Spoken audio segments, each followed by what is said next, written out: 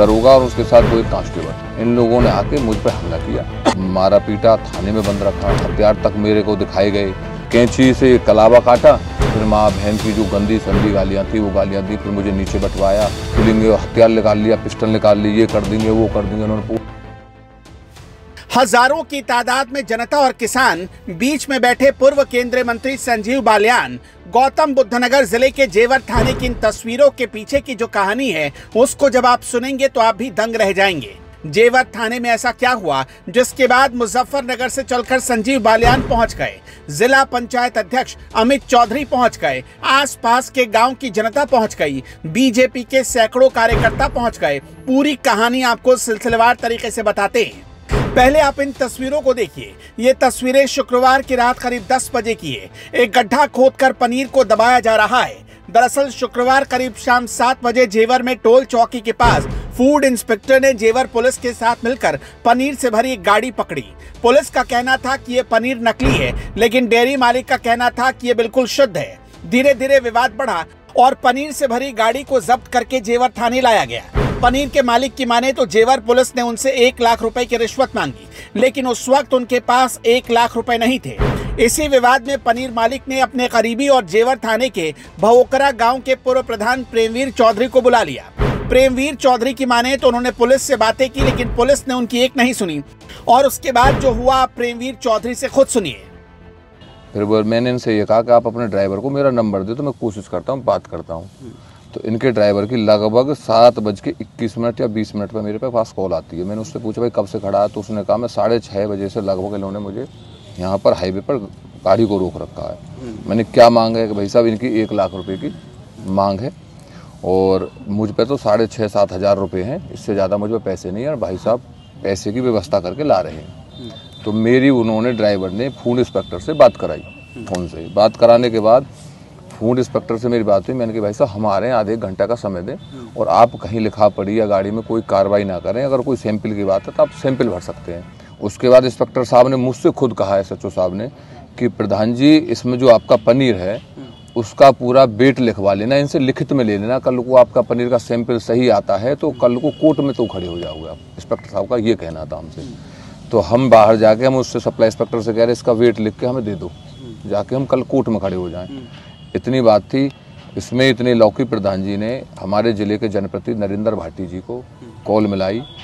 Call मिला के इन्होंने उनसे बात कराने का प्रयास किया तो सप्लाई इंस्पेक्टर ने मना कर दिया, बात नहीं की। मैं इनको कहा ना मैं खींच के ले जा रहा, मैं आप इन गाड़ी को जाने दो। तो गाड़ी को इन्होंने जो उसमें पनीर था उसको ध्वस्तीकरण करा दिया, मलबे में डलवा दिया। उसके बाद हम भी निकलने जा रहे थे तो दोनों गाड़ी पुलिस आई, जिसमें ये 5 सब इंस्पेक्टर थे, लगभग 4 से 5 कांस्टेबल थे। इन लोगों ने आके मुझ पर हमला किया, मार पिटाई, कोई पूछना कछना, मार पीटते हुए मुझे थाने में ले गए। जिसके बाद इन्होंने मुझ पर 151 की धारा में मुकदमा लिखा। पूरी रात मुझे क्या नाम है मारा पीटा, थाने में बंद रखा, हथियार तक मेरे को दिखाए गए, कैंची मेरे कलाई को, यहाँ से देखो मेरा कलाया था, मैंने मना करा मेरी बहन की राखी है और कलाया है, तो गले पे पहले मेरी कैंची लगाई, हिट में कैंची उठ देंगे। फिर कैंची से कलावा काटा। फिर ये 2 कांस्टेबल आए, अनूप दीक्षित और एक संसार, दोनों आए। उन्होंने आके मेरे से फिर माँ बहन की जो गंदी संदी गालियाँ थी वो गालियाँ दी, फिर मुझे नीचे बैठवाया, देख लेंगे, हथियार निकाल लिया, पिस्टल निकाल ली, ये कर देंगे वो कर देंगे। उन्होंने पूरी रात मेरा टॉर्चर किया। रात को 1 बजे 1:30 बजे मुझे अटम्प्ट उठाया, उठा के 1:30 बजे मेरे को मेडिकल कराने ले गई पुलिस। मेडिकल में वहाँ पे डॉक्टर पे पूरा प्रेशर था। डॉक्टर बार बार मुझसे कह रहा दारू पी के आए थे। मैंने कहा मैंने पूरे जीवन में आज तक दारू ही नहीं पी। मेरा क्या कसूर था? मेरा ये कसूर था कि मैं क्या नाम है किसी के काम की वजह से मैं थाने आ गया। ऐसे तो कल को हमारे यहाँ प्रतिनिधि हैं, कल को प्रतिनिधि फोन करेंगे तो क्या उनके साथ भी ऐसे ही क्या नाम है दुर्व्यवहार किया जाएगा? प्रेमवीर चौधरी और पनीर मालिक को पहले पुलिस ने जमकर पीटा और उसके बाद पनीर को लोकल बताकर उसको नष्ट कर दिया गया। 151 में जेल भेजकर पनीर मालिक और प्रेमवीर चौधरी का चालान किया गया। लेकिन ये कहानी यहीं खत्म नहीं हुई। सुबह होते ही खबर क्षेत्र में फैली तो आसपास की जनता जेवर पुलिस के खिलाफ थाने में पहुंच गई। धीरे धीरे वक्त गुजरा तो मामला तूल पकड़ने लगा। किसान यूनियन के नेता हो या बीजेपी के कार्यकर्ता, हजारों की तादाद में लोगों ने जेवर कोतवाली को घेर लिया। इसी बीच शाम करीब 3:30 बजे इन लोगों के बीच में पूर्व केंद्रीय मंत्री संजीव बालियान पहुंच गए। काफी देर तक संजीव बालियान ने प्रशासन से बातें की, जिसके बाद एसीपी अरविंद कुमार ने बड़ा एक्शन लेते हुए बड़ी कार्रवाई की। 2 इंस्पेक्टर सस्पेंड हुए, 1 इंस्पेक्टर को लाइन हाजिर किया गया, 3 पुलिसकर्मी का तबादला किया गया। नोएडा 24 न्यूज के कैमरे पर संजीव बालियान क्या बोले, आप खुद सुनिए। निष्कर्ष की बात नहीं है। हमारा भारतीय जनता पार्टी के कार्यकर्ता है परमवीर, उसके साथ बदतमीजी हुई, थाने में मार पिटाई हुई, 151 में चालान किया गया।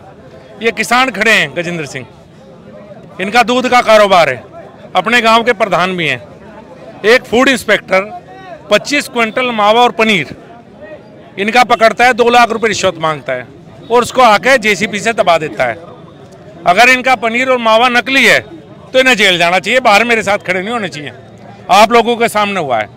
और अगर ये जेल नहीं जा रहे तो प्रशासन की गलती, इनके नुकसान की भरपाई हो और भ्रष्ट इंस्पेक्टर के खिलाफ कार्रवाई हो। अभी आपकी डीएम साहब से बात हुई थी, क्या कहना है उनका? मैंने डीएम को यही कहा जो आपको कहा है।